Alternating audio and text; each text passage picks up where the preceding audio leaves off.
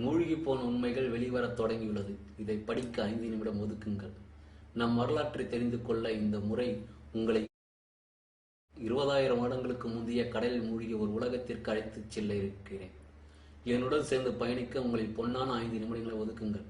இங்குதான் உலகின் முதல் மனிதன் பிறந்ததாக வரலாற்று ஆய்வாளர்கள் தெரிவிக்கிறார்கள். இங்குதான் நம் மூதாதையர்கள் வாழ்ந்தனர். இங்குதான் நாம் இன்று பேசிக் கொண்டிருக்கும் நம் தமிழ் பிறந்தது. இங்குதான் இன்னும் பல வரலாற்று அதிசயங்கள் நிகழ்ந்துள்ளது. ஆம், இதுதான் நாவலன் தீவு என்று அழைக்கப்பட்ட குமரி கண்டம். கடலுக்கடியில் இன்று அமைதியாக உறங்கிக் கொண்டிருக்கும் இது ஒரு காலத்தில் பிரம்மாண்டமாக இயங்கிக் கொண்டிருந்த ஒரு தமிழ் கண்டம். இன்று தனித்தனி நாடுகளாக உள்ள ஆஸ்திரேலியா, தென்னாப்பிரிக்கா, இலங்கை மற்றும் இன்றுள்ள சில சிறு சிறு தீவுகளை இணைத்தவாறு இருந்த ஒரு பிரம்மாண்டமான இடம்தான் குமரி கண்டம்.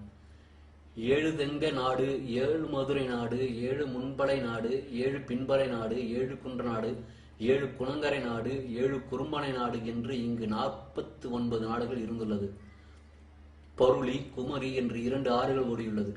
குமரி கொடு, மணிமலை என்று 2 மலைகள் இருந்துள்ளது. தென்மதுரை, கபாடபுரம், முத்தூர் என பிரம்மாண்டமான 3 நகரங்கள் இருந்தன. உலகின் தொன்மையான நாகரிகம் என்று அழைக்கப்படும் சுமரிய நாகரிகம் வெறும் 4000 வருடங்கள் முந்தையதுதான். நக்கீரர் இறையனார் அகப்பொருள் என்ற நூலின் 3 தமிழ் சங்கங்கள் 9990 வருடங்கள் தொடர்ந்து நடைபெற்றதாக கூறியுள்ளார். தமிழ் முதல் சங்கம் இந்த கடலுக்கடியில் உள்ள தென்மதுரையில் கிமு 4440 4449 புலவர்களுடன் சிவன், முருகன், அகஸ்தியருடன் 39 மன்னர்களும் இணைந்து பரிபாடல், முதுநாரை, முடுகுறுக்கு, களரிய விரை, பேரதிகாரம் ஆகிய நூல்களை இயற்றப்பட்டது. இதில் அனைத்துமே அழிந்துவிட்டது. 2ஆம் தமிழ் சங்கம் கபாடபுர நகரத்தில் கிமு 3700 புலவர்களுடன் அகத்தியம், தொல்காப்பியம், பூதப்புராணம், மாபுராணம் ஆகிய நூல்களை இயற்றப்பட்டது. இது தொல்காப்பியம் மட்டுமே நமக்கு கிடைத்துள்ளது. 3ஆம் தமிழ் சங்கம் இன்றைய மதுரையில் கிமு 1850 440 புலவர்களுடன் அகநானூறு, புறநானூறு, நாலடியார், திருக்குறள் ஆகிய நூல்கள் இயற்றப்பட்டது.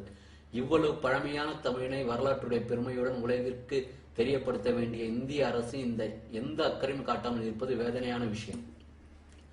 இந்திய அரசு வெளிக்கொண்டு வராத நம் வரலாற்றை நாமே இந்த உலகத்திற்கு பரப்புவோம். இனிமேல் நாம் 2000 வருடம் பழமையானவர்கள் என்று பழங்கதையை விட்டுவிட்டு 20,000 வருட உலகின் முதல் இனம் நம் தமிழ் இனம் என்று பெருமையுடன் கூறுவோம். வரலாற்று தொடரும். தமிழ் மொழி என்றும் வாழிய வாழியவே.